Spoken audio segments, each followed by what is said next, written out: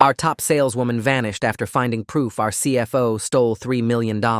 When they demolished the wall, police found her phone still recording. Our top saleswoman, Christina, hadn't shown up for 3 days. Management said she'd quit for a better opportunity. But Christina was about to make partner. Just closed our biggest deal ever. Getting married next month. Why leave everything without a word?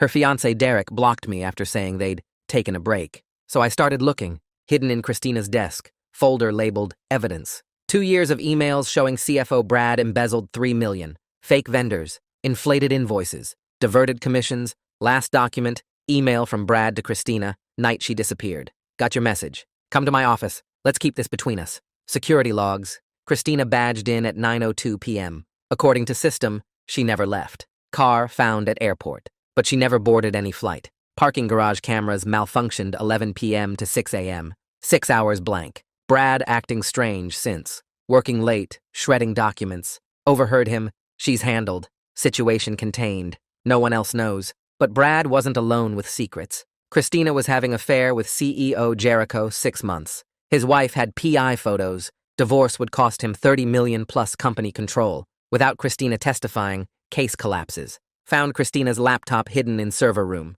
Search history. Whistleblower protection. Report corporate fraud, FBI. Can they kill me for knowing too much? She'd downloaded everything to USB drive. Drive was gone. Tom, head of security, had fresh arm scratches that Monday. Cat got me. Tom doesn't have cats. Ex-Special Forces. Reported the camera malfunction. Derek finally talked. Drunk. She was getting threats. Someone broke in. Night before disappearing, gave me USB drive. Said if anything happened, take to FBI. Still have it? Someone took it. Only thing missing. Janitor Eddie pulled me aside. Saw her that night. Someone forcing her toward freight elevator. Heard her say, "You don't have to do this. Please." Went to basement alone. Renovation area supposedly empty. Found Christina's engagement ring on floor. Diamond cracked. Drag marks to corner wall. Wall with fresh mortar. Lighter than surrounding brick. Next morning, Jericho announced Brad promoted to Singapore immediately. Tom getting massive raise. Basement demolition starting tomorrow. Tearing down all walls. Drove to FBI with everything. Returned to find security escorting me out. Planted evidence I'd been selling secrets. Note on my pillow that night. Stop looking or join her. But I'd made copies. Hidden with trusted people. FBI raid came at dawn. Arrested Brad at airport. Jericho in handcuffs. Tom taken from apartment. Found Christina behind that fresh bricked wall. Strangled with her scarf. But killer didn't know something. USB drive still in her pocket. They'd panicked. Missed it. And her phone. Still recording. 93 minutes. Her conversation with killer. Pleading. Struggle. Final moments. FBI played recording for me. Needed voice identification. Listened to Christina's terror. Confusion. Then heard killer speak. My body went cold. Wasn't Brad. Wasn't Jericho. Wasn't Tom. Someone who'd been helping me investigate. Feeding me information while ensuring I never found truth. Someone I trusted completely. The killer had been with me this whole time. Watching me search. Guiding me away from real evidence. Making sure I suspected everyone except them. They knew exactly what I was finding because I told them everything. Every discovery. Every lead. Every suspicion. That's how they stayed ahead. That's how evidence got planted on me so fast. That's how they knew to leave that note. FBI agent leaned forward. You recognize this voice? Couldn't answer. Throat closed. The voice saying Christina's name softly before static. I'd heard it every day. Trusted it. Confided in it. They'd offered to help me search for truth while covering their tracks. Pointed me toward Brad's embezzlement to hide their own crime. Fed me Jericho's affair to muddy waters. Highlighted Tom's suspicious behavior as distraction. All while knowing exactly where Christina was. Because they'd put her there. The recording captured something else. Background noise during struggle. A phone ringing. My ringtone. Because I'd been calling Christina's phone that night, trying to find her. The killer answered it. Said 2 words before hanging up. Wrong number. I remember that call. Remember the voice saying those words. Remember thinking nothing of it. Remember who I was with when I made that call. The person sitting across from me at the bar, helping me search for Christina. The person who suggested checking her desk for clues. Who pointed out Brad's strange behavior. Who mentioned Tom's scratches. The person who had access to everything because I gave it to them. Every piece of evidence. Every theory. Every move I was going to make. They played me perfectly. And Christina died because of it. The FBI agent slid a photo across the table. Security footage from that night. 2 figures by the freight elevator. Christina stumbling. Someone supporting her. The timestamp. 10:47 p.m. Exactly when I was calling Christina's phone. Exactly when someone answered. The second figure's face was turned away from camera, but I knew that stance, that walk, those clothes. I try to say her name, but nothing comes out. My mouth opens,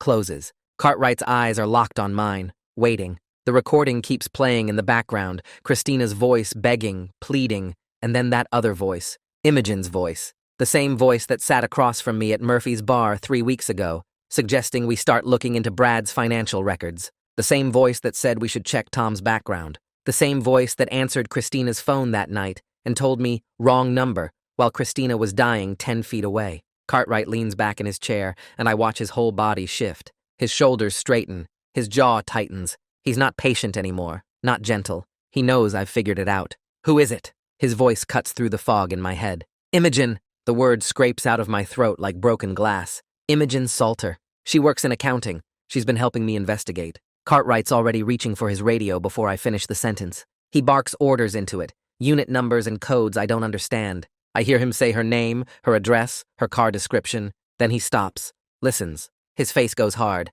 She left work 2 hours ago. Family emergency. He looks at me. When did you tell her about contacting us? Yesterday. I told her yesterday. Sitting in the break room, relieved, thinking I'd finally done the right thing. Imogen had smiled and squeezed my hand and said I was brave, said Christina would be proud, the whole time knowing the FB I would find her body, knowing they'd have the recording, knowing I'd just signed her arrest warrant. She'd hugged me goodbye when I left work. I can still feel her arms around my shoulders. Yesterday afternoon, I managed to say. Around 3, Cartwright swears under his breath. He's already moving, pulling files from a folder, spreading photos across the table, security footage, timestamps in the corner. He taps one with his finger. This is from the night Christina disappeared. 10:47 p.m. I lean forward. 2 figures by the freight elevator. One is Christina. I'd know her anywhere, even in grainy security footage. She's stumbling, her legs barely working. The other figure is supporting her, one arm around her waist. The face is turned away from the camera, but I know that posture,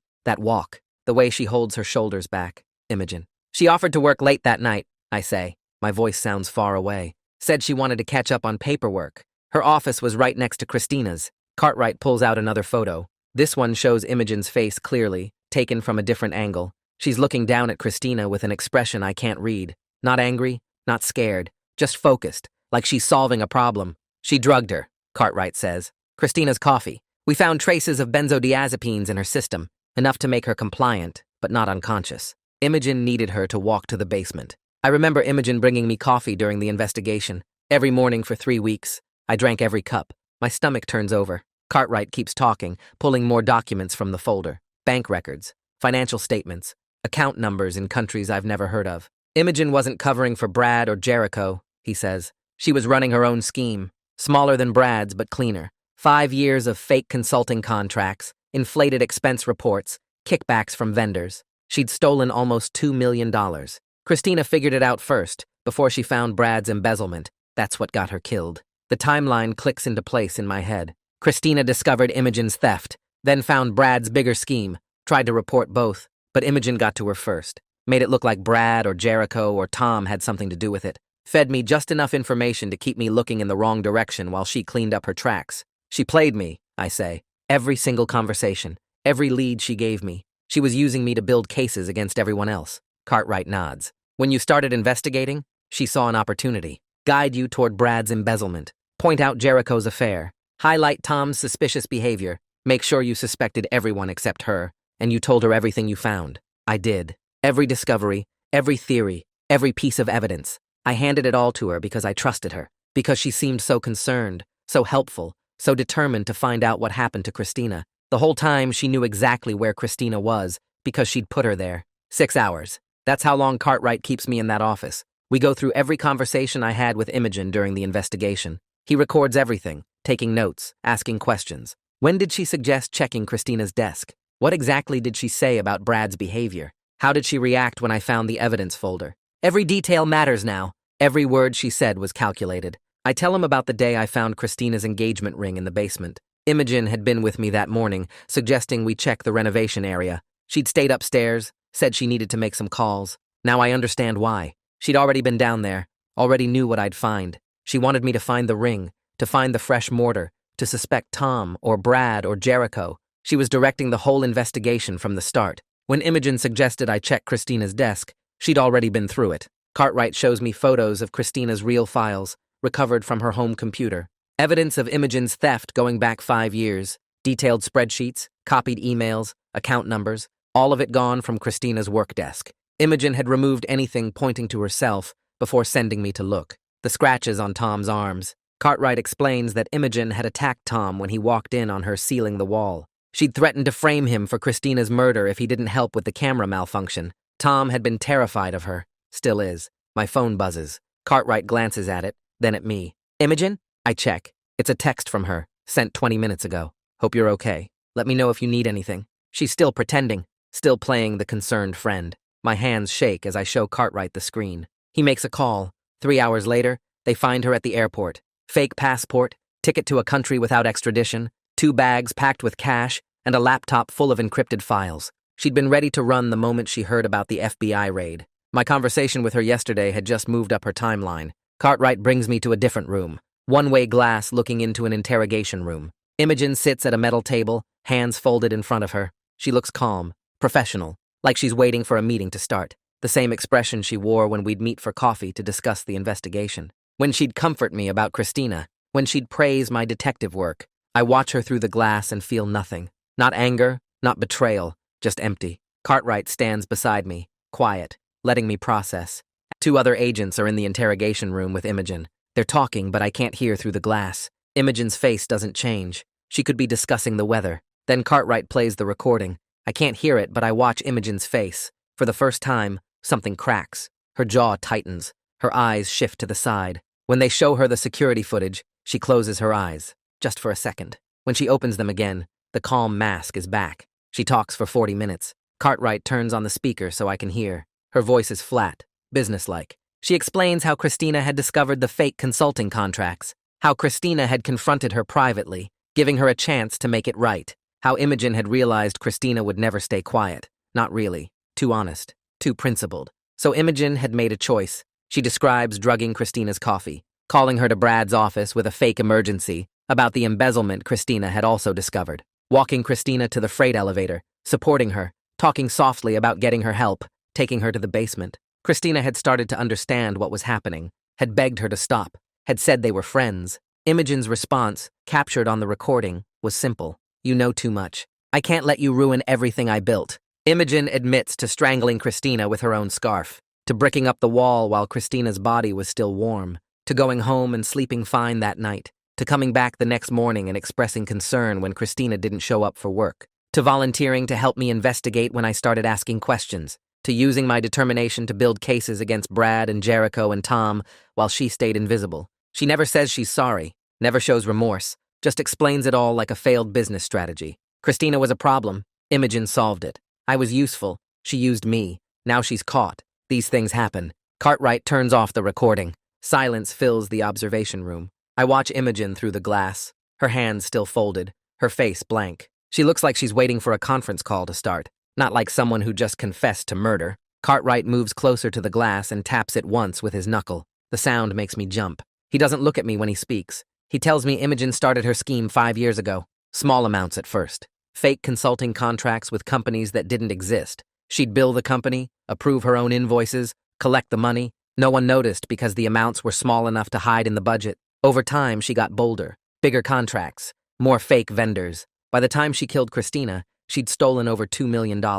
I ask how Christina found out. Cartwright explains that Christina was reviewing vendor contracts for the big deal she'd just closed. She noticed patterns in Imogen's approvals. Same invoice formats. Similar company names. All registered to P.O. boxes. Christina started digging, found the fake businesses, traced the money to offshore accounts. She confronted Imogen 3 days before she disappeared, gave her a chance to return the money and resign quietly, told her she didn't want to destroy her life, but couldn't let the theft continue. Imogen promised to think about it, asked for 48 hours. Christina agreed. That's when Imogen decided Christina had to die. She couldn't trust Christina to stay quiet. Too honest, too principled. The kind of person who'd eventually go to the authorities no matter what promises she made. So Imogen made a plan. She knew Christina had also discovered Brad's embezzlement, saw an opportunity to use that as cover. She drugged Christina's coffee that evening, called her to Brad's office with a fake emergency about the embezzlement evidence. Christina was already feeling sick from the drugs when she arrived. Imogen told her Brad was destroying documents in the basement, said they needed to catch him in the act, walked Christina to the freight elevator, supported her when she stumbled, talked softly about getting her help, took her to the basement renovation area where no one would hear. Christina started to understand what was happening when they reached the empty space, started to pull away, begged Imogen to stop, said they were friends, asked why she was doing this. Imogen's answer is on the recording: cold, practical, businesslike. Christina knew too much, couldn't be trusted, had to die. Simple as that. The recording captures Christina's terror, her confusion, her desperate attempts to reason with someone she thought she knew, then the sounds of struggle, Christina fighting back, Imogen strangling her with her own scarf, taking several minutes, Christina's final gasps, then silence, then my ringtone, Imogen answering Christina's phone, saying those 2 words before hanging up, wrong number. I remember that moment, sitting at the bar with Imogen, calling Christina's phone again, hoping she'd answer, someone picking up, that voice saying wrong number, hanging up, Imogen across from me, suggesting we check Christina's desk tomorrow, maybe find some clues, playing me perfectly. Cartwright tells me Imogen spent the next hour bricking up the wall. She'd prepared everything in advance: mortar, bricks, tools, worked fast. Tom walked in on her just as she was finishing. She attacked him, scratched his arms, threatened to frame him for Christina's murder if he didn't help with the cover-up. Tom was terrified, ex-military but scared of her, believed she'd destroy him, so he helped, reported the camera malfunction, got the security footage erased, kept his mouth shut. Imogen went home that night, showered, changed clothes, slept fine, came to work the next morning, expressed concern when Christina didn't show up, volunteered to help me investigate when I started asking questions, used my determination, my grief, my need for answers, guided me toward Brad's embezzlement, pointed out Jericho's affair, highlighted Tom's suspicious behavior, fed me exactly what she wanted me to find, kept me busy building cases against everyone except her, stayed invisible, safe, in control, until the FBI found Christina's body, found the phone still recording, found the USB drive in her pocket, heard Imogen's voice, saw her on the security footage, caught her trying to flee the country. Cartwright opens the door to the interrogation room, tells me to come with him. We walk down a hallway, white walls, fluorescent lights. He stops at another door, opens it. Tom sits inside at a metal table. His head is down, hands shaking. When he sees me, he starts crying, tells me he's sorry, says he was scared, thought Imogen would kill him too. Cartwright sits down across from Tom, asks him to explain what happened. Tom describes walking into the basement that night, seeing Imogen bricking up the wall, asking what she was doing. She turned on him, attacked him, scratched his arms, told him Christina was dead behind the wall, said if he told anyone, she'd plant evidence making him look like the killer. Ex-Special Forces, security expert. But he believed her, saw how calm she was, how prepared, realized she'd planned everything, got scared, agreed to help, reported the camera malfunction, made sure footage got erased, kept quiet when I started investigating, watched me search, wanted to tell me the truth, was too afraid. Cartwright asks about the scratches. Tom says he told everyone his cat did it, didn't have a cat, knew people would notice eventually, hoped they wouldn't ask too many questions. I asked Tom why he didn't come to me, tell me the truth. He looks at me with red eyes, says he thought about it every day, almost told me a dozen times, but Imogen was always watching, always nearby. She'd remind him what would happen if he talked, show him fake evidence she'd prepared, make it clear she was serious, so he stayed quiet, hated himself, couldn't sleep, couldn't eat, lived in terror. Cartwright takes me to another room. Jericho sits there, suit wrinkled, face pale. He looks older than he did last week, defeated. Cartwright asks him about Christina. Jericho admits they were having an affair. 6 months, his wife found out, hired a private investigator, got photos, threatened divorce, $30 million plus company control. Jericho was desperate to keep it quiet. When Christina disappeared, he suspected his wife had done something, maybe hired someone. He was too scared to push for answers, thought if he stayed quiet, his wife might not follow through with the divorce. So he ignored the signs, let Brad get promoted to Singapore, gave Tom a raise, authorized the basement demolition, did everything to make the problem go away. I ask if he knew about Imogen. He shakes his head, says he never suspected her, thought she was just a helpful colleague, someone trying to support me during a difficult time, never imagined she was the killer. Cartwright shows me Brad's statement. Brad confesses he was terrified when Christina disappeared, thought Jericho had her killed to protect his marriage. That's why he tried to flee to Singapore, wasn't running from his embezzlement, was running from what he thought was a murder conspiracy. He'd been shredding documents about his own crimes, trying to cover his tracks before Jericho decided to eliminate him too. Never suspected Imogen, never knew she was stealing money, never imagined she'd killed Christina, just thought he was next on Jericho's list. 3 weeks later, I'm sitting in a grand jury room. 23 people staring at me. Prosecutor asks me questions. I describe everything I found, every piece of evidence, every conversation with Imogen, how she guided my investigation, how she used my determination, how thoroughly she fooled me. Describing it out loud makes me feel sick, stupid, blind. The prosecutor is gentle but persistent, walks me through every detail. Every moment I trusted Imogen, every time I confided in her, every lead she gave me that pointed away from herself. The grand jury listens. Some take notes, some just stare. I can't tell what they're thinking. If they blame me, if they think I should have known, if they understand how completely she manipulated me. After 4 hours of testimony, they let me leave. I walk out feeling empty, humiliated, used. The next day, Gregory Woodard calls me in. Top company attorney, expensive suit, cold eyes. He sits across from me in a conference room, asks me what I knew and when I knew it. I explain everything again, finding the evidence folder, discovering Brad's embezzlement, learning about Jericho's affair, noticing Tom's scratches,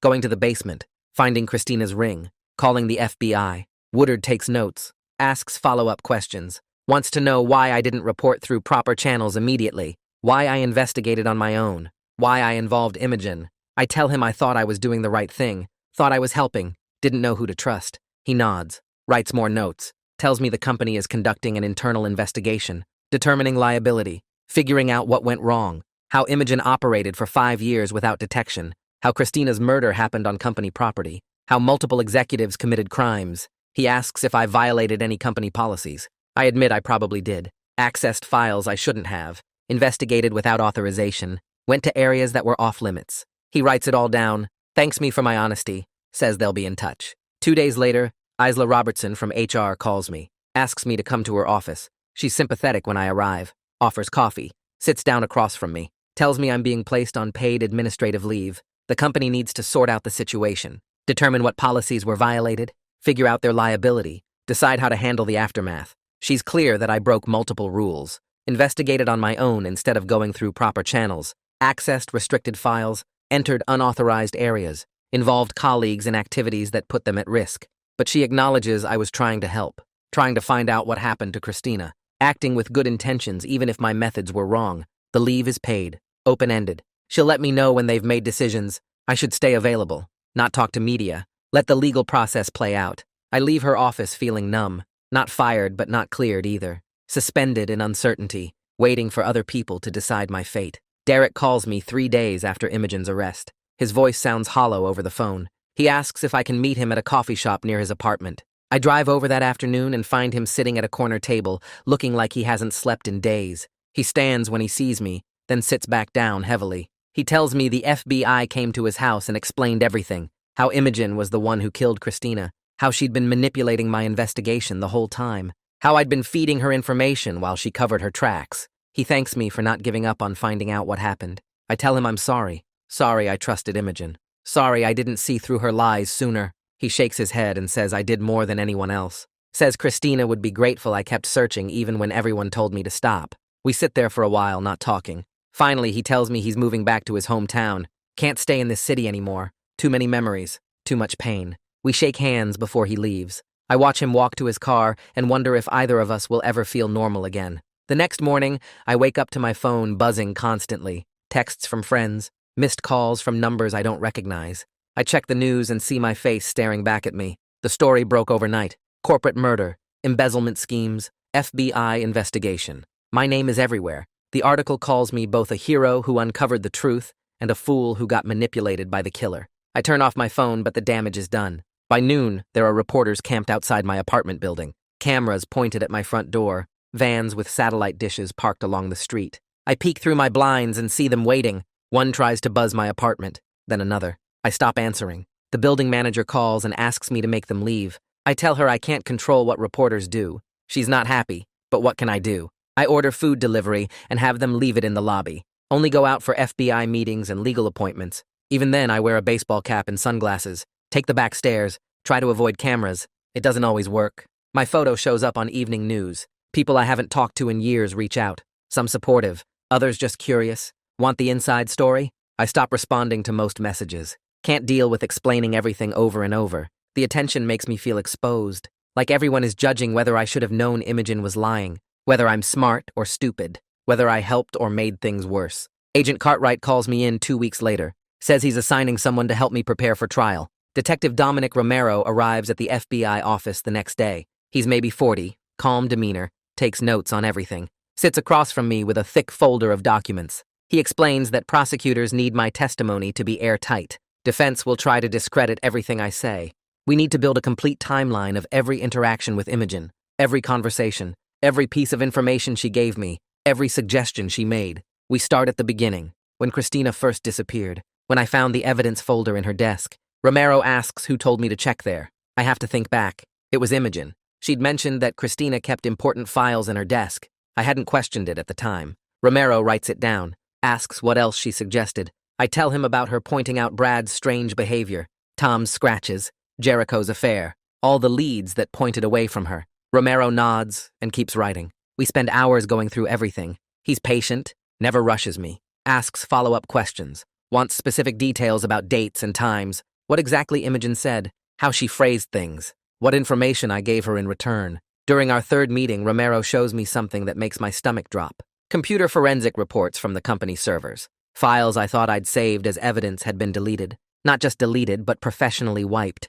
Impossible to recover. Romero explains that Imogen had access to IT systems through her position. She'd been systematically destroying evidence even while pretending to help me investigate. Witnesses I'd planned to interview had been contacted by someone warning them to stay quiet. Security footage I'd wanted to review had been corrupted. Backup files mysteriously damaged. Romero walks me through each instance, shows me timestamps, proves Imogen did it all during the weeks I was confiding in her. Every lead I gave her, she eliminated. Every witness I mentioned, she scared off. Every piece of evidence I found, she destroyed. I'd been helping her cover up her crime while thinking I was solving it. The realization makes me feel sick. Romero sees my reaction and tells me it's not my fault. Says Imogen was a professional manipulator. Had been stealing from the company for 5 years without detection. Knew exactly how to play people. But his reassurance doesn't help much. The USB drive Derek gave the FBI becomes the key to everything. Romero shows me what's on it. Christina had downloaded Brad's embezzlement evidence like I'd found. But there's more. Preliminary evidence of another scheme. Fake consulting contracts. Inflated expense reports. Payments to shell companies. All pointing to Imogen. Christina had been investigating her before she even discovered Brad's crimes. The dates on the files show Christina had been gathering evidence on Imogen for 3 weeks before she disappeared. She'd figured it out. Knew Imogen was stealing. Was building a case. Romero explains that Imogen must have realized Christina was investigating her. That's why she killed her. Not to protect Brad or Jericho, to protect herself. Christina died because she'd discovered Imogen's scheme, and Imogen couldn't let her expose it. The USB drive has emails, bank records, transaction histories. Everything Christina had compiled before Imogen stopped her. It's all there. Proof of Imogen's crimes going back 5 years.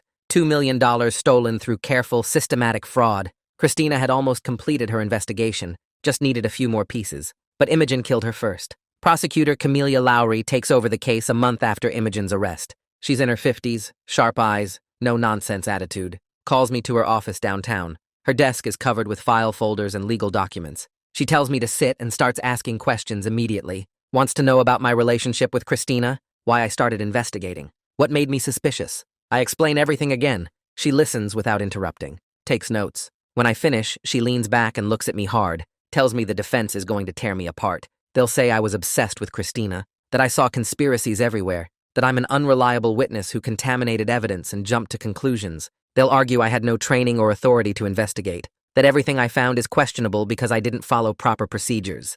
She asks if I can handle that, if I can sit on the stand while a lawyer calls me incompetent and delusional. I tell her I can. She nods but doesn't look convinced, says we'll need to prepare extensively, go over my testimony until it's perfect, make sure I don't give the defense any openings. She's tough, but I appreciate her honesty. Better to know what's coming than be surprised in court. The preliminary hearing happens 6 weeks after Imogen's arrest. Imogen's lawyer stands up and argues she acted in self-defense, claims Christina attacked her first, says Imogen panicked and defended herself, that it was a tragic accident, not murder. The courtroom goes quiet. I can't believe what I'm hearing. Prosecutor Lowry objects immediately, points out that the recording clearly shows Christina begging for her life, pleading with Imogen to stop, asking why she was doing this. No indication of any attack. The medical examiner takes the stand, explains that Christina died from strangulation, that it took several minutes of sustained pressure, that there were no defensive wounds suggesting Christina fought back, that all evidence points to Christina being the victim, not the attacker. The judge denies the self-defense motion, rules that the case will proceed to trial. Imogen shows no reaction, just sits there looking calm, like this is all happening to someone else. Brad pleads guilty to embezzlement 2 months later, agrees to testify against Imogen in exchange for a reduced sentence. The prosecutor brings him in for a proffer session, and I get to hear what he says. Brad admits that Imogen approached him the day after Christina's murder, told him she knew about his embezzlement, said Christina had discovered it and was going to report him, offered to help him cover it up if he'd help her with something. He'd been terrified, thought his life was over, agreed to whatever she wanted. Imogen told him to act suspicious, to shred documents, to make himself look guilty, said she'd make sure investigators focused on him instead of looking elsewhere. She also asked him to help move something heavy in the basement. He didn't know it was Christina's body at the time, just helped her brick up a wall section, realized later what he'd done. By then, he was too deep, too scared to come forward, thought Imogen would kill him too if he talked. Jericho cuts a deal the following week. His lawyer negotiates immunity in exchange for testimony. Jericho admits that Imogen had manipulated him from the start. She'd told him Christina had run off with company money, that she'd discovered his affair and was planning to blackmail him, that his marriage and career were in danger. He'd been so focused on protecting himself that he'd never questioned her story, never asked for proof, just believed what she told him because it fit his fears. Imogen had played him perfectly, used his guilt about the affair, his worry about the divorce, his desire to protect his position. She'd made him see Christina as a threat instead of a victim, made him complicit in covering up her murder without him even realizing it. Tom's testimony is the worst. He breaks down on the stand describing what Imogen did to him, how he'd been doing his rounds that night and saw her bricking up a basement wall, asked what she was doing. She'd attacked him, scratched his arms, threatened to frame him for Christina's murder if he didn't help with the cover-up, told him she had evidence that would put him in prison for life. He'd been special forces, trained to handle combat, but Imogen had scared him more than any enemy ever had. She was cold, calculating, completely without fear or hesitation. He'd helped her corrupt the security footage, made the cameras malfunction for 6 hours, reported it as a technical issue, lived in terror for weeks that she'd kill him too. The jury listens to his testimony in silence. Several look shaken. Tom describes how Imogen had controlled him through fear, how she'd threatened his family, his career, everything he cared about, how he'd felt trapped with no way out until the FBI raid finally freed him. I spent weeks working with Lowry, going over every detail of my investigation and how Imogen had guided me. She helped me see that while I made mistakes, I ultimately did uncover the truth, even if I didn't realize who the real killer was until the end. We met 3 times a week at her office, spreading out folders and documents across her conference table. She walked me through each conversation I'd had with Imogen, pointing out how she'd steered me away from certain leads while pushing me toward others. Lowry showed me patterns I hadn't seen before, moments when Imogen had been too helpful or too quick with suggestions. The prosecutor told me my determination to find Christina had been right, even when my methods were wrong. She said without me refusing to let go, Imogen might have gotten away with murder. That helped some with the guilt, but not enough.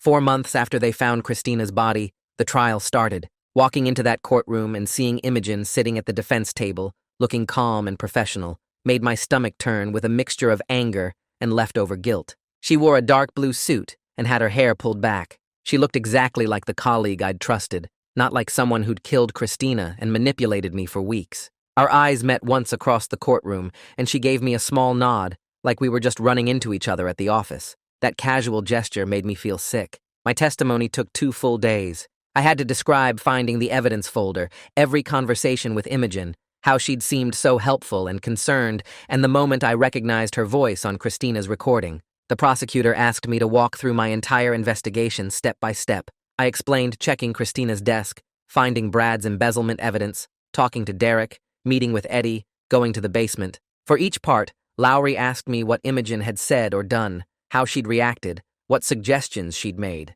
The pattern became clear to the jury. Every time I got close to something that might point to Imogen, she'd redirected me toward Brad, Jericho, or Tom. When I mentioned checking security footage, she'd suggested starting with Brad's floor instead of the basement. When I wanted to talk to more janitors, she'd said Eddie was probably confused and unreliable. When I found Christina's ring in the basement, Imogen had been the one who suggested the fresh mortar might be from regular maintenance, nothing suspicious. Imogen's lawyer tried to discredit me during cross-examination, suggesting I had romantic feelings for Christina and was making up evidence to get revenge on anyone I could blame. He asked if I'd been jealous of Derek, if I'd wanted Christina for myself, if my whole investigation was driven by unrequited love rather than facts. Lowry objected repeatedly, and the judge shut down that line of questioning, saying the evidence spoke for itself, regardless of my personal feelings. The recording of Christina's final moments got played for the jury, and several people started crying. Hearing Christina's voice begging Imogen to stop, asking why she was doing this, made the entire courtroom go silent. You could hear Christina's fear, her confusion, her desperate attempts to reason with Imogen. The recording captured Christina saying they were friends, that she'd never told anyone about Imogen's scheme, that she just wanted to help her fix it before anyone found out. Imogen's voice on the recording was cold and flat, telling Christina she couldn't be trusted, that she'd already gathered too much evidence, that she'd eventually tell someone. Then you heard the struggle, Christina's gasps, her pleas getting weaker. Several jurors wiped their eyes. One woman in the back row had her hand over her mouth. Even the judge looked shaken. Imogen's defense tried to argue that the recording was unreliable, that Christina was confused from drugs, and Imogen was actually trying to help her. They claimed the sounds of struggle were Christina fighting against help, not fighting for her life. They suggested Imogen had found Christina already drugged and dying, had tried to save her, and the recording captured that failed rescue attempt. Requested Reads is on Spotify now. Check out link in the description or comments. The medical evidence of strangulation and the security footage of Imogen bricking up the wall destroyed that argument completely. The medical examiner testified that Christina's injuries were consistent with manual strangulation that took several minutes of sustained pressure. The bruising pattern on her neck matched hands, not an accidental injury. The footage showed Imogen mixing mortar, carrying bricks, carefully sealing up the wall section where they'd later find Christina's body. No one trying to save someone does that. Derek testified about Christina's fear in her final days, how she'd given him the USB drive for protection, and how someone had broken in to steal it. His grief was raw and real, and several jurors were clearly moved by his testimony. He described Christina coming home scared 3 nights before she disappeared, saying someone at work had threatened her. She wouldn't tell him who, just said she'd found something bad and needed to report it. Derek's voice broke when he talked about the last time he saw her, how she'd kissed him goodbye that morning and told him she loved him. He'd assumed they'd have dinner together that night. Instead, he spent weeks not knowing if she was alive or dead, then learned she'd been murdered by someone she considered a friend. Eddie testified about seeing Christina being forced toward the freight elevator, hearing her plead with someone. The prosecutor showed him Imogen's photo, and he positively identified her as the person he saw with Christina that night. Eddie described how Christina had seemed unsteady on her feet, like she was drunk or sick, and how the other person was supporting her, but also guiding her firmly toward the elevator. He'd heard Christina say something about not wanting to go downstairs, that she needed to go home. Eddie had assumed it was a coworker helping a sick colleague, nothing suspicious. He'd gone back to his cleaning and thought nothing more of it until the FBI started asking questions. The forensic evidence was overwhelming. Christina's DNA was under Imogen's fingernails from where Christina had fought back. Imogen's fingerprints were on the bricks used to wall up Christina's body. Trace evidence placed Imogen at the murder scene. They'd found fibers from Imogen's jacket on Christina's clothes, soil from the basement on Imogen's shoes, and brick dust in Imogen's car. The forensic specialist walked the jury through each piece of evidence, explaining how it proved Imogen had killed Christina and then hidden her body. Imogen's financial records showed complicated money laundering and offshore accounts totaling over $2 million. The prosecution argued this proved she was willing to kill to protect her criminal business. They showed how Imogen had been stealing from the company for 5 years through fake consulting contracts, inflated expense reports, and diverted commissions. She'd built an entire system to hide the money, moving it through multiple accounts before sending it overseas. Christina had discovered it by accident while investigating Brad's embezzlement. The prosecution said Imogen saw Christina as a threat to everything she'd built, so she eliminated that threat permanently. The defense attorney stood up and announced she wanted to call character witnesses for Imogen. She said there were people who knew Imogen as a kind, honest person who would never commit murder. But when she started calling names, most of the people on her list refused to show up. The judge kept asking where the witnesses were, and the attorney kept making excuses about scheduling conflicts and personal emergencies. Finally, 3 people agreed to testify, but you could tell they didn't want to be there. The first witness was a woman from Imogen's gym who said Imogen was always polite and friendly. Under cross-examination, the prosecutor asked how well she actually knew Imogen, and the woman admitted they'd only talked a few times, and she didn't know anything about Imogen's work life. The second witness was a guy who lived in Imogen's apartment building, and he basically said the same thing, that she seemed nice in the hallway. The prosecutor asked if he'd ever been inside her apartment or spent any real time with her, and he said no. The third witness was someone Imogen used to work with at a different company 5 years ago, and even she seemed uncomfortable. She said Imogen had been a good employee back then, but when the prosecutor asked if they'd stayed in touch, she admitted Imogen had cut off contact years ago, and she was surprised to get the call to testify. None of them could say anything meaningful about who Imogen really was, or whether she was capable of murder. The jury looked bored during most of the testimony, and I could see a few of them exchanging glances like they couldn't believe this was the best the defense could do. Agent Cartwright took the stand next, and the prosecutor asked him to walk through the entire investigation. He explained how they'd found Imogen at the airport with a fake passport and over $2 million ready to transfer to offshore accounts. He showed the jury copies of the fake documents, explained the money trail, and described how Imogen had stayed calm and professional even when they arrested her. Then he talked about how Imogen had manipulated my investigation from the very beginning. He pulled out his notes and went through it step by step.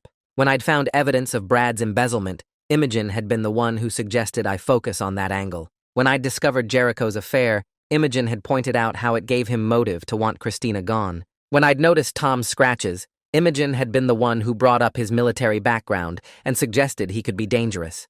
Agent Cartwright explained that Imogen had used me like a weapon, pointing me at everyone else while making sure I never looked at her. She'd fed me just enough real information to keep me investigating, but always steered me away from anything that might expose her own crimes. The prosecutor asked how Imogen had known what I was finding, and Agent Cartwright said it was simple. I'd told her everything, every piece of evidence, every theory, every person I planned to talk to next. Imogen had complete access to my investigation because I'd trusted her and confided in her about everything. He said it was actually brilliant in a sick way, because the best way to control an investigation is to be part of it. The jury was paying close attention now, and several of them kept looking over at Imogen with disgust on their faces. Prosecutor Lowry stood up for her closing argument, and I could tell she was about to destroy Imogen. She walked slowly to the jury box and made eye contact with each juror before she started talking. She said this case was about a calculated killer who saw other people as obstacles to be removed. Christina had discovered Imogen's embezzlement scheme, so Imogen eliminated her. Then, Imogen had manipulated an entire investigation to make sure she stayed invisible, while everyone else took the blame. Lowry walked them through the evidence piece by piece. The recording of Christina begging for her life, while Imogen strangled her. The security footage showing Imogen forcing Christina toward the basement. The forensic evidence proving Imogen had killed Christina and bricked up her body. The financial records showing Imogen had been stealing for 5 years. The fake passport and offshore accounts proving Imogen had planned to flee the country. Lowry's voice got stronger as she talked about how Imogen had shown zero remorse, zero humanity, zero conscience. She said Imogen had looked at Christina, a woman who'd given her a chance to make things right, and decided murder was easier than facing consequences. Then Imogen had spent weeks watching me search for Christina, knowing exactly where the body was, feeding me false leads, and manipulating my every move. Lowry said Imogen was a predator who'd been operating in plain sight for years, stealing money, and then killing anyone who threatened to expose her. She told the jury that Imogen had sat in that courtroom for weeks without showing any emotion, any regret, any sign that she understood she'd taken a human life. Lowry pointed at Imogen and said this was someone who saw murder as a business decision, and that made her one of the most dangerous people who would ever sit in their courtroom. The defense attorney got up for her closing argument and tried to create doubt about the investigation. She said I was just some amateur who'd been obsessed with Christina and had contaminated evidence by investigating on my own instead of going to the police right away. She suggested that the FBI had been sloppy, that the recording might not be reliable, that the security footage was grainy and unclear. She said maybe Imogen had been trying to help Christina that night, and things had gone wrong accidentally. She argued that the financial crimes and the murder were separate issues, and just because Imogen had stolen money didn't prove she was a killer. But you could tell the jury wasn't buying it. After weeks of testimony, after hearing Christina's voice on that recording, after seeing all the evidence, the defense's arguments sounded weak and desperate. The attorney kept saying there was reasonable doubt, but she couldn't point to any actual evidence that supported a different version of events. She couldn't explain away the recording, the forensic evidence, the fake passport, or Imogen's own admission that she'd killed Christina. When she sat down, the courtroom was quiet, and I could see several jurors shaking their heads slightly. The jury went out to deliberate, and I sat in the hallway with Derek, both of us too nervous to talk much. Agent Cartwright came by and told us it could take days, that we should go home and wait for the call. But 6 hours later, we got word that the jury had reached a verdict. Everyone rushed back to the courtroom, and I felt sick as we waited for the jury to file in. The judge asked if they'd reached a verdict, and the foreperson said yes. The clerk read out the charges one by one. First-degree murder, guilty. Embezzlement, guilty. Obstruction of justice, guilty. Conspiracy, guilty. Guilty on every single count. I looked over at Imogen, and she didn't react at all. Her face was completely blank, like she was thinking about something else entirely. She didn't cry, didn't gasp, didn't show any emotion. She just stared straight ahead, like the verdict had nothing to do with her. Derek grabbed my hand, and I realized I was shaking. The judge thanked the jury and set a sentencing date for 3 weeks later. Then the bailiffs took Imogen away in handcuffs. I watched her walk out of the courtroom with that same blank expression, and it hit me that she really didn't feel anything about what she'd done. 3 weeks later, we were back in court for sentencing. The judge asked if anyone wanted to give victim impact statements, and Derek stood up first. He walked to the front of the courtroom holding a piece of paper that was shaking in his hands. He started talking about Christina's dreams for their future, how she'd wanted to make partner and start a family and travel to all the places they'd talked about. His voice broke when he described how excited she'd been about their wedding, how she'd already picked out her dress and booked the venue. He said Christina had been kind to everyone, always willing to help a colleague or mentor someone new, and she'd worked incredibly hard to build her career. Then Derek talked about how Imogen had stolen all of that for money. He said Christina had given Imogen a chance to make things right, had confronted her privately, and offered her a way out, but Imogen had chosen to kill her instead. Derek's voice cracked, and he had to stop several times to collect himself, but he got through the whole statement. He looked directly at Imogen and said Christina had trusted her, had considered her a friend, and Imogen had murdered her for it. When Derek sat down, there wasn't a dry eye in the courtroom, except for Imogen's.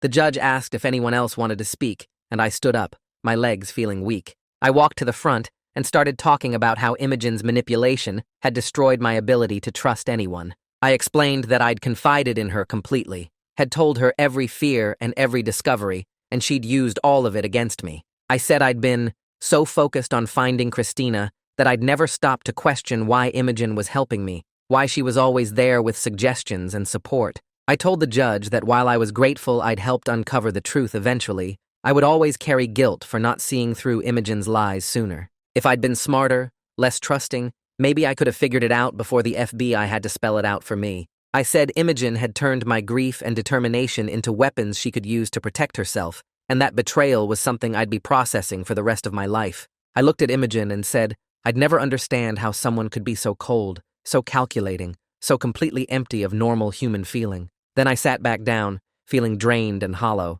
The judge looked at Imogen and asked if she wanted to say anything before sentencing. Imogen stood up, but didn't speak. She just shook her head once and sat back down. The judge's expression hardened, and she started talking about how she'd been on the bench for 20 years and rarely encountered someone as calculating and remorseless as Imogen. She said the evidence showed Imogen had committed premeditated murder to cover up her own crimes, then manipulated an entire investigation to stay hidden. The judge said what made Imogen particularly dangerous was her complete lack of conscience, her ability to fake friendship and concern while coldly planning her next move. She said Imogen had shown no remorse during the trial, no recognition that she'd done anything wrong, no acknowledgement of the pain she'd caused. The judge sentenced Imogen to life in prison without possibility of parole for the murder conviction. Then she added consecutive sentences for the embezzlement, obstruction of justice, and conspiracy charges, stacking years on top of the life sentence. She told Imogen that her calculated cruelty and total lack of remorse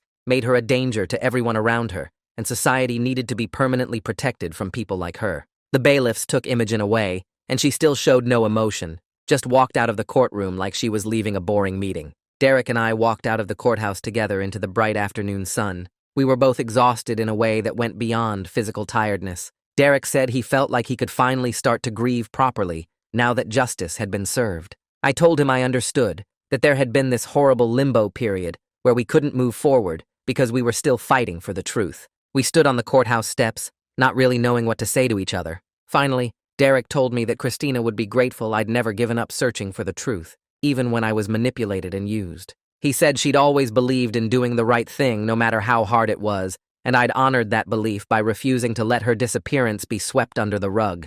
We hugged and promised to stay in touch, both knowing that our connection was built on shared trauma, but also mutual respect and understanding. A few days later, Gregory Woodard called me into his office. The company had settled with Christina's family for an undisclosed amount, and they were implementing new financial oversight procedures to prevent future embezzlement. Woodard said the board wanted me to return to work, that they recognized I'd been trying to do the right thing by investigating Christina's disappearance. But sitting in that office, looking at the same walls and hallways where Christina had worked, where Imogen had manipulated me, where so much had gone wrong, I knew I couldn't do it. I told Woodard I appreciated the offer, but I needed to move on to something else. He seemed to understand and said they'd give me a good reference whenever I was ready to look for a new position. Walking out of that building for the last time felt like closing a chapter that had nearly destroyed me. I spent the next 3 days clearing out my desk and finishing up whatever loose ends I could handle. Gregory Woodard processed my resignation paperwork without much fuss, probably relieved to have one less complication to deal with. The company was already scrambling to contain the damage from the scandal, bringing in crisis management consultants and fielding calls from angry clients who wanted to know if their accounts had been compromised. On my last day, I walked through the office one final time, past Christina's empty desk that nobody had touched, past the conference room where we'd celebrated her big sale just weeks ago, past the elevator where Imogen had smiled at me every morning while hiding what she'd done. I handed my badge to security and walked out into the parking lot, feeling like I could finally breathe properly for the first time in months. Agent Cartwright called me that evening and asked how I was holding up.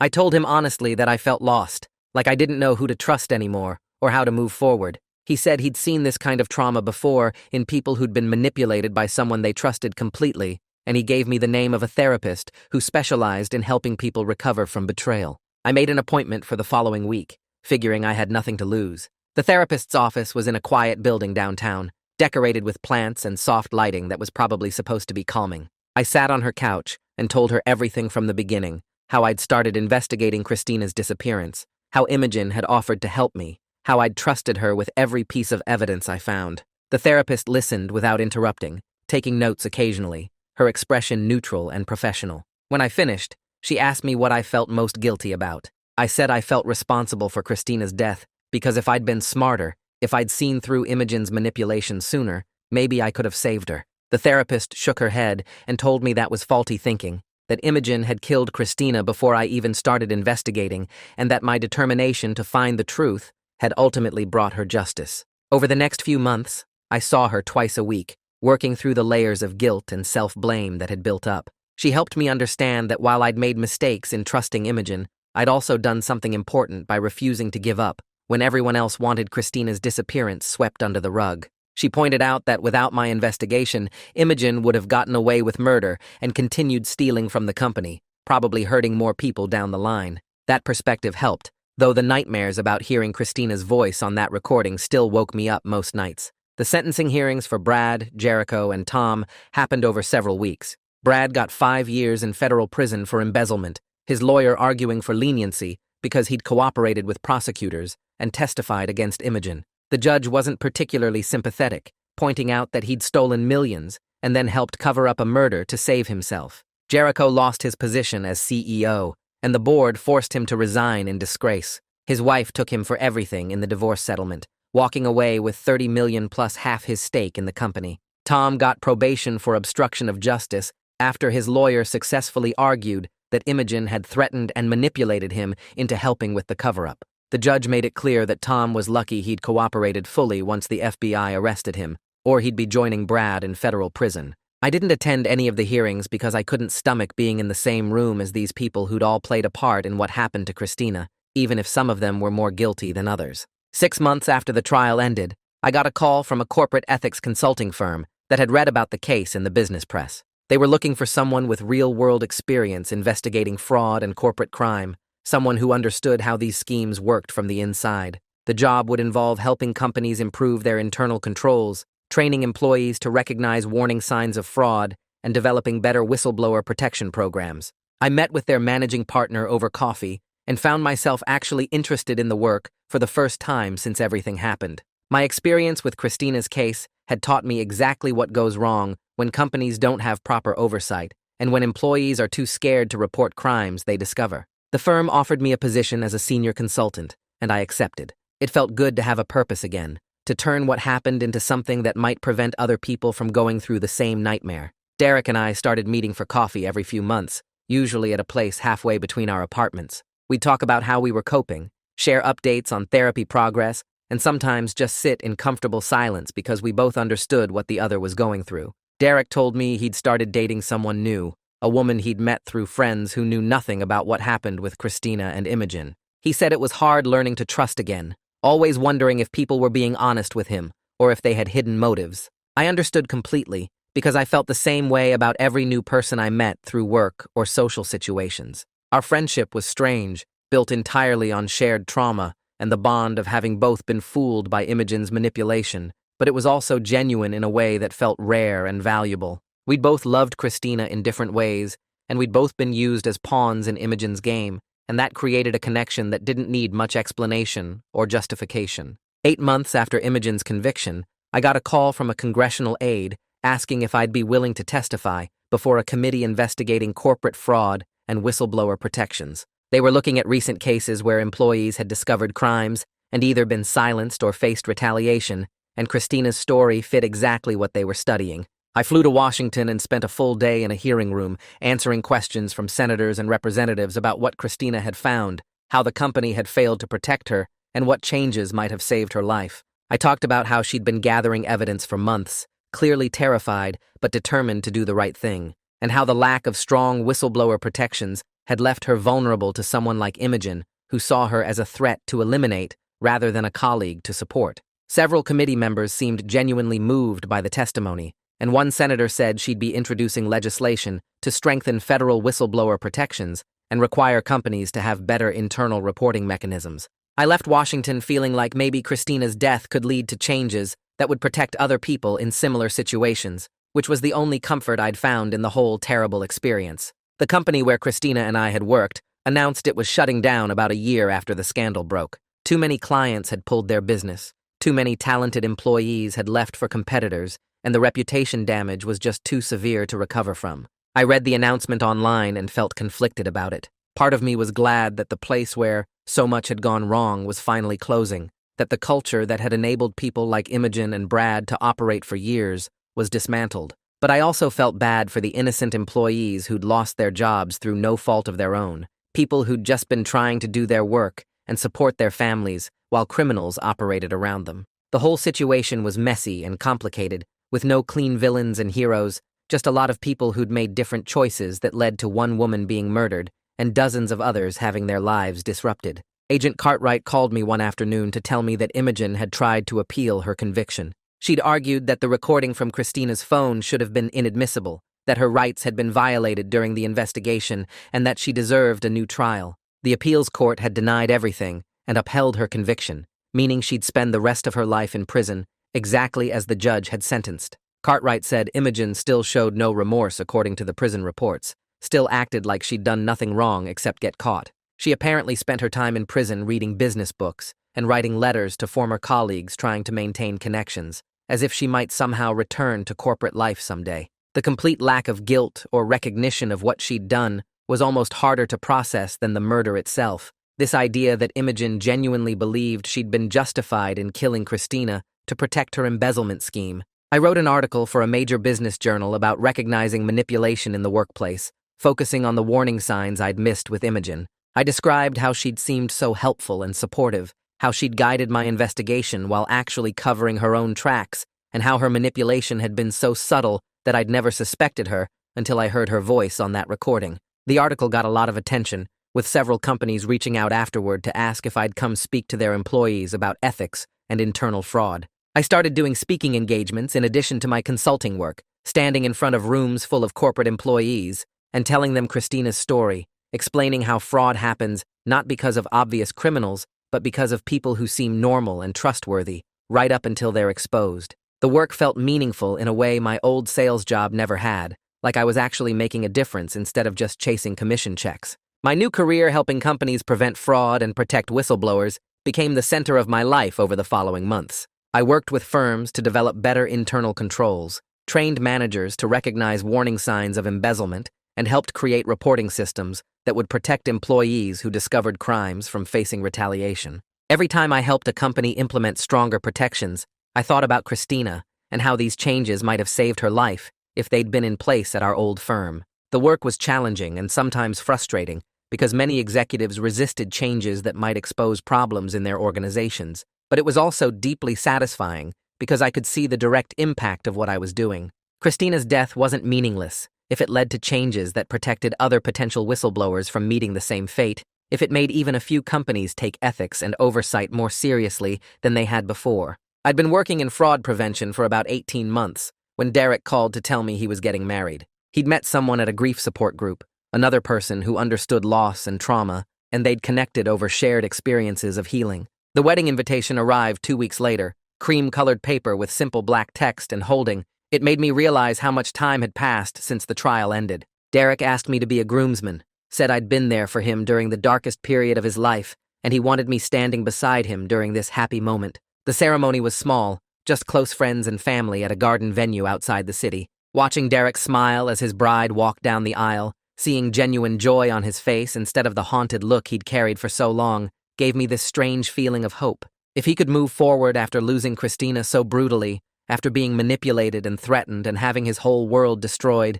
maybe I could too. The reception was warm and relaxed, people laughing and dancing, and Derek pulled me aside at one point to thank me again for never giving up on finding out what happened to Christina. He said she would have wanted both of us to find happiness again, to not let Imogen's evil destroy our entire lives. My therapist had been pushing me for months to try dating again, pointing out that I'd isolated myself socially since the trial ended. I'd thrown myself into work, helping companies build better fraud detection systems and whistleblower protections, but my personal life had basically stopped existing. Every time I thought about trusting someone new, about opening up to another person, I remembered how completely Imogen had fooled me, how I'd told her everything, confided all my fears and theories, while she was actively covering up Christina's murder. The therapist said this wariness was normal after experiencing that level of betrayal, but she kept encouraging me not to let one evil person make me cynical about everyone. So I started saying yes when coworkers were invited me out after work, joined a running club to meet people outside the corporate world,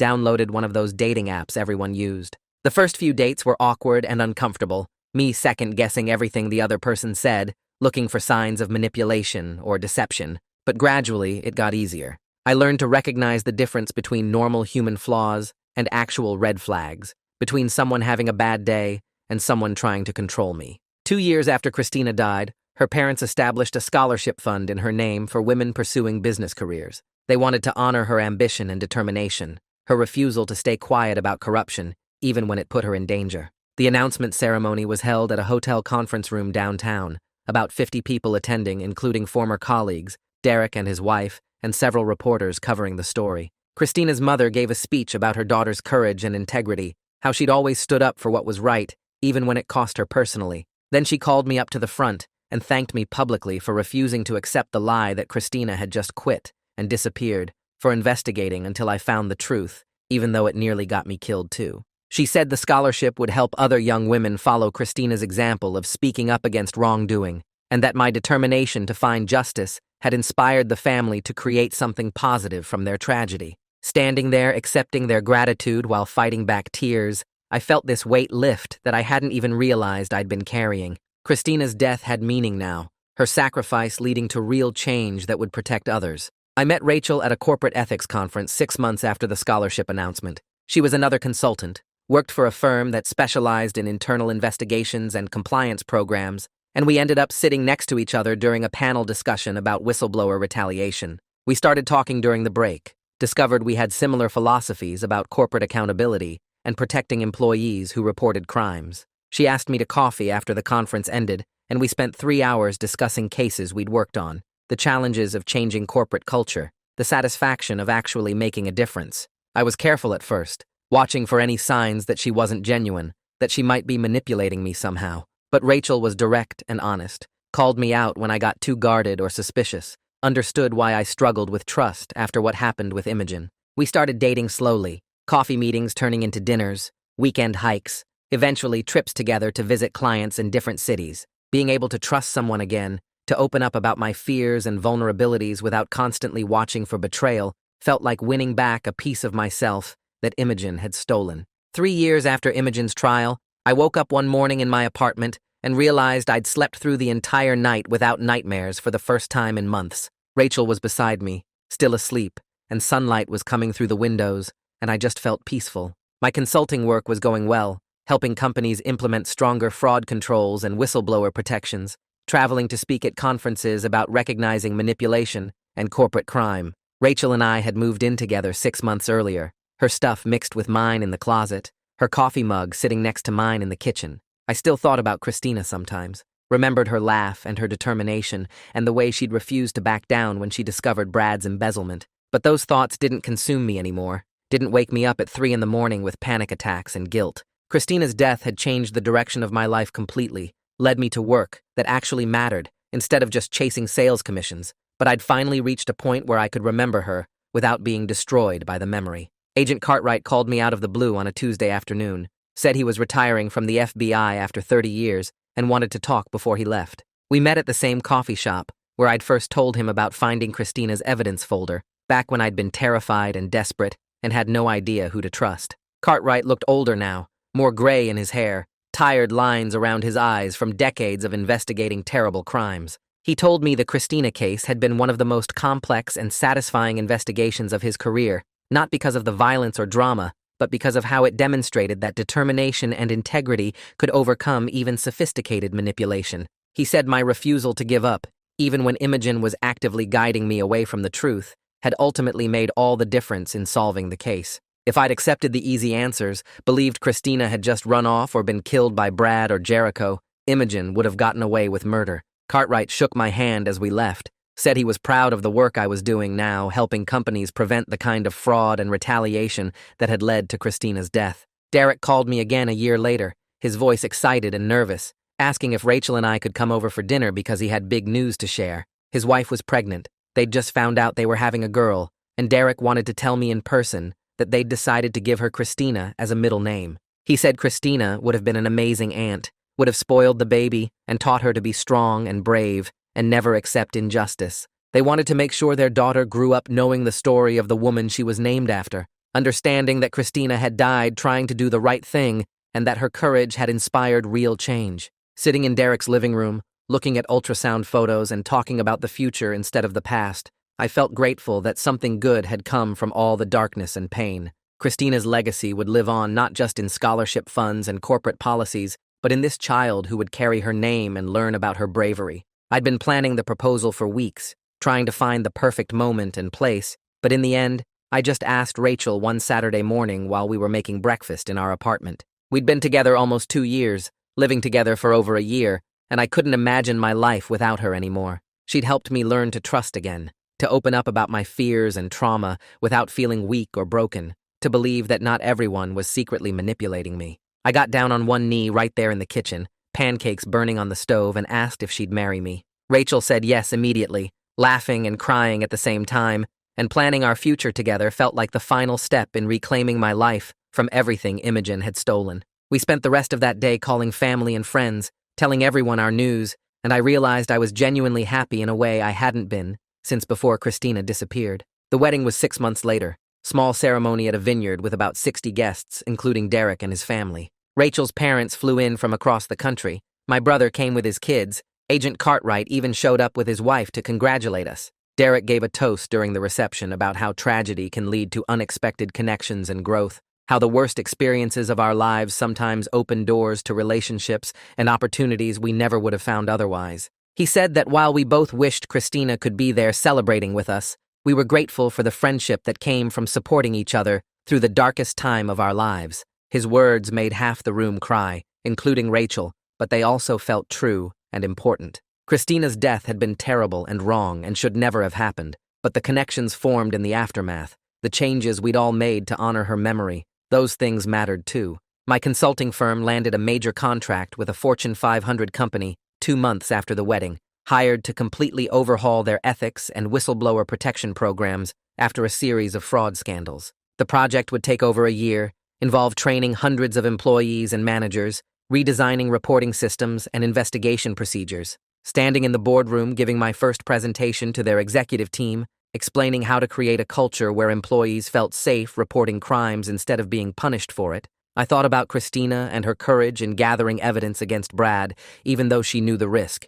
Her refusal to stay silent about corruption, even when it cost her everything, had inspired the work I did now. The memorial event took place at a beautiful garden venue with white tents and flowers everywhere. Christina's parents had organized everything perfectly. Over 100 people showed up, including former colleagues I hadn't seen in years, Derek and his family, even some of Christina's old friends from college. The scholarship fund had grown significantly over the past 5 years. They'd already given out 12 scholarships to young women studying business. Christina's mom spoke first, thanking everyone for coming and remembering her daughter. Then Derek talked about Christina's courage and determination. When it was my turn, I walked up to the microphone feeling nervous, but ready. I spoke about how Christina had refused to stay silent about corruption, even when it cost her everything. She'd gathered evidence knowing the risk. She'd tried to do the right thing. Her bravery had inspired changes in whistleblower protection laws and corporate oversight. The audience clapped when I finished. Afterwards, people came up to share their own memories of Christina. It felt good to remember her this way,